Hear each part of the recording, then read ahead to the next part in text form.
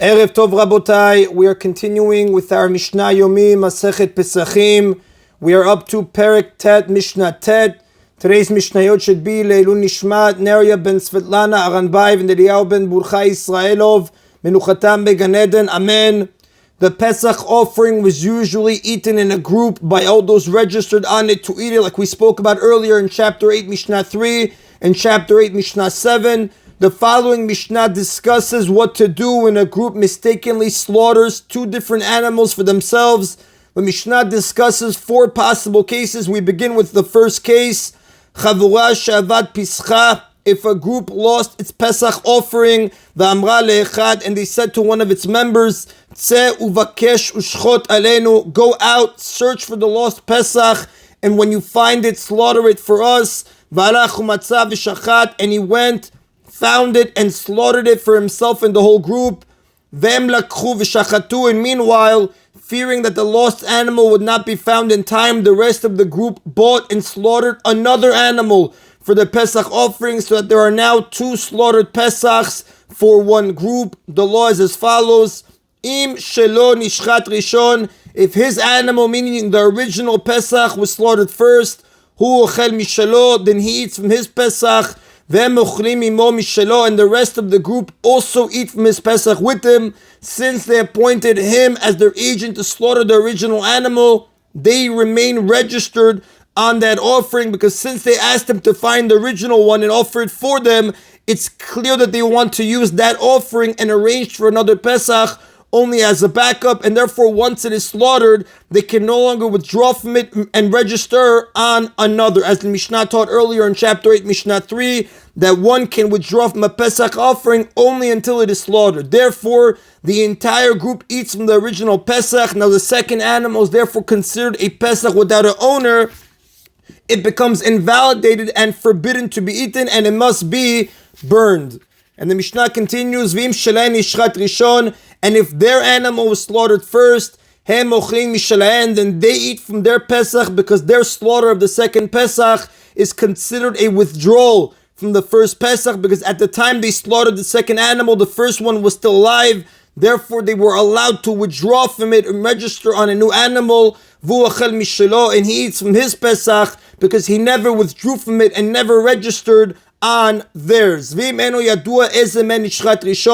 If it is not known which of the two animals was slaughtered first, or if both were slaughtered at the same time. Now, when the Mishnah mentioned the possibility that both were slaughtered at the same time, it means that they seem to be slaughtered at the same time, but in reality, one must have been slaughtered before the other, leaving us in doubt.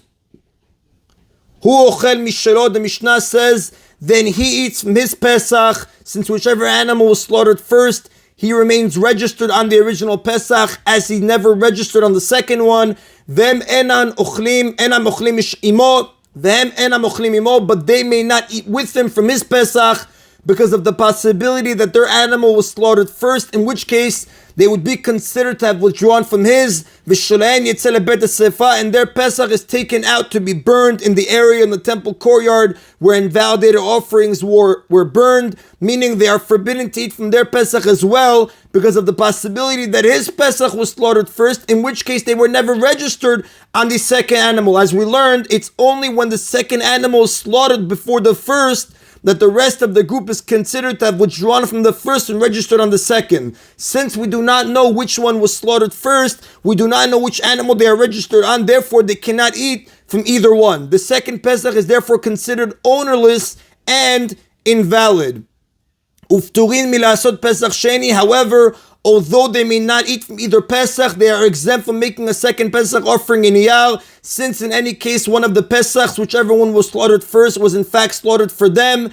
They have fulfilled the mitzvah of bringing a Pesach offering and do not need to bring a second Pesach. Now we know, although one who does not bring a Pesach on Erev Pesach is required to bring one a month later, like we learned earlier, we spoke about in Mishnah 1 in this chapter, eating from the offering is not a necessary condition for fulfilling the mitzvah of bringing a Pesach. Therefore, as long as a person's Pesach offering has been slaughtered and its blood has been applied to the altar, he has fulfilled the mitzvah of bringing a Pesach, and he does not need to bring another one a month later. The Mishnah now continues to the second case. Amar lahen, if instead of the group instructing him to find and slaughter the lost Pesach for them, one of them went on his own to search for the lost Pesach, and he said to the other members of the group, Im echalti tseu v'shachatu alai, if I am late in returning to you, go out and slaughter the replacement Pesach for me together with you. So in this case, the group never told him to slaughter the Pesach for them. On the contrary, he told them to slaughter for him. Halach umtsao v'shachat, and he went and found the lost Pesach and he slaughtered it. Then lakchu v'shachatu, and meanwhile the rest of the group bought and slaughtered another animal for their Pesach offering. The law is as follows: Im shelen nishchat rishon, if their animal was slaughtered first, hen ochlin mishelahen, then they eat from their Pesach since they have withdrawn from the first Pesach. Vu ochel imahen, and he also eats with them since he asked them to count him in on their Pesach. He is considered to have withdrawn from the first one and registered on theirs when they slaughtered it. In this case, his animal, the original Pesach, must be burned since it is considered an ownerless Pesach. V'im shelo nishchat rishon, and if his animal was slaughtered first, hu ochel mishelo, then he eats from his Pesach. Ven ochlim mishalen, and they eat from their Pesach, since they have already withdrawn from the first Pesach because they never told him to find and offer it. Since they did not ask him to find it and offer it, but bought a new Pesach instead, it's evident that they wish to withdraw from the previous one and use a new one. If it's not known which of them was slaughtered first, or if both were slaughtered at the same time, then they eat from their Pesach, for either way they have withdrawn from the first Pesach and registered on the second one. But he may not eat from their Pesach because of the possibility that the first animal, his Pesach, was slaughtered first, in which case he was unable to withdraw from it and register on the second animal. And his Pesach is taken out to be burned, and he is forbidden to eat from it as well. Since he appointed the rest of the group as his agents to slaughter the second Pesach for him, he has withdrawn from the first Pesach. In fact, the second one is slaughtered first. Because this may indeed have happened, this Pesach needs to be burned. However, although he may not eat from either Pesach, he is exempt from making a second Pesach offering, because whichever Pesach was in fact slaughtered first, he was registered on it, and he has fulfilled the mitzvah of bringing a Pesach offering. The Mishnah continues now to the third case. Amar le'en v'amru lo, if he said to them and they said to him, meaning he told them that if he delays, they should slaughter a second Pesach for him, and they told him if he should find the first lost Pesach and slaughter it for them.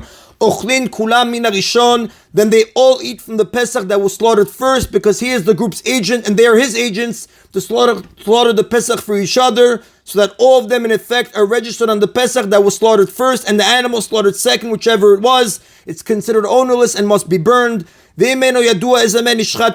it's not known which of them was slaughtered first, then both of them are taken out to be burned. Since there is a doubt as to which one is their Pesach and which one is ownerless and forbidden to be eaten, they burned it. Nevertheless, both he and the rest of the group are exempt from bringing a second Pesach offering, for they have all fulfilled their obligation to bring a Pesach, because regardless of which animal was slaughtered first, they are all registered on it. And the Mishnah now concludes with the fourth and final case. Lo amar le'en v'lo amru lo. If he did not say anything to them and they did not say anything to him, meaning neither he nor the rest of the group asked the other to slaughter a Pesach for them, and he went on his own and found and slaughtered the lost Pesach, while they went on their own and bought and slaughtered another one, enan acharain zelazeh, they are not responsible for each other, meaning neither party has any claim on the other, and each eats from his own Pesach regardless of when it was slaughtered. Now, since neither party made the other an agent to slaughter a Pesach, they have withdrawn from the first, and he never registered on the second. He therefore has his Pesach, the first animal, and they have theirs, the second. And that is the end of Mishnah Tet. Mishnah Yomi now discusses how to rectify a situation where two or more groups mixed up their Pesach offering. If the Pesach offering of two groups became mixed up with each other, so that it's not known which animal belongs to which group. Now, as long as it's not known which Pesach belongs to which group, neither group can eat from either of them, because it's forbidden to eat from a Pesach that one is not registered on. Now, the offerings were mixed up before being slaughtered, therefore it's still possible to withdraw from either Pesach and register on the other. As the Mishnah goes on to say, the Mishnah says the solution is as follows. Elu moshchina en echad, one group take for themselves one of the animals, velu moshchina en echad, and the other group takes for themselves one of the animals, meaning each group randomly chooses one of the mixed up animals. Echad me'elu balo etzel elu, then one member of the first group comes over to the second group and joins them. And one member of the second group comes over to the first group and joins them. And the original members of each group say the following to the person who joined their group: if this Pesach that we have just chosen is ours, the one we had originally designated, so that our registration does not need to be changed, but yours does, then you are withdrawn from your Pesach and are registered on ours. Meaning, they instruct him to withdraw from his original Pesach and register on theirs, and he agrees. And if this Pesach is yours, meaning the one your original group had designated and therefore still yours, then we are withdrawn from our Pesach and register on yours, meaning they request of him that they may register on his Pesach, and he agrees. They also give up their ownership of their original Pesach and give it to the other group. After each group has made this declaration, they are all registered for certain on the Pesach in their possession. For even if they have switched the original Pesachs, they have now withdrawn from them and registered on the Pesach that is now in front of them. And the commentaries explain the reason it's necessary to have one member of each group come over to the other group, rather than simply having each group withdraw completely from their Pesach, wherever it is, and make a new selection from among the two animals, is that it's forbidden to withdraw from a Pesach and leave it completely ownerless, as the Gemara on page 99a learns from a pasuk. Since it's necessary to withdraw from one offering before registering on another, were the entire group to say that they were withdrawing from the original offering and registering on this one, they would be leaving their original offering without any owner until the new group took it. By having one member of each group come over to the other group, we avoid this problem. If each group happened to use its original offering, then each group remains registered on its own Pesach, except for the one member who has withdrawn and joined the other group. And if each group actually took the other group's offering, then one member of each group has gone along with it, so that when the rest of his group withdraws from it to join the other offering, he at least remains registered on the original offering. Similarly, if there were 5 groups of 5 members each, or 10 groups of 10 members each, and their Pesach offerings became mixed up with one another, then each group takes from themselves one of the animals and one person from every other group.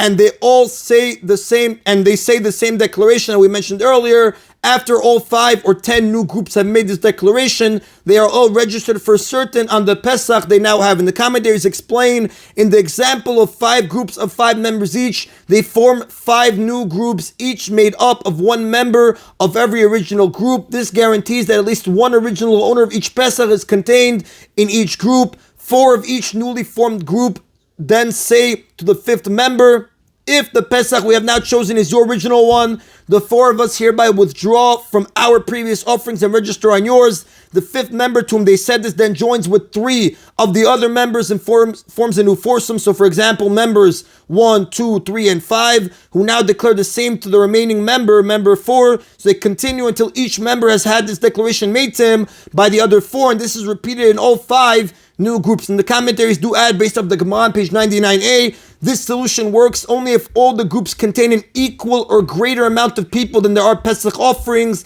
but not if one group has a lesser amount of people than there are Pesachs. For example, if there were 5 groups and one group has only 4 members, because then one offering might be left ownerless for a moment. And that is in Rabotai of today's Mishna Yomi. Baruch Adonai Leolam. Amen v'amen.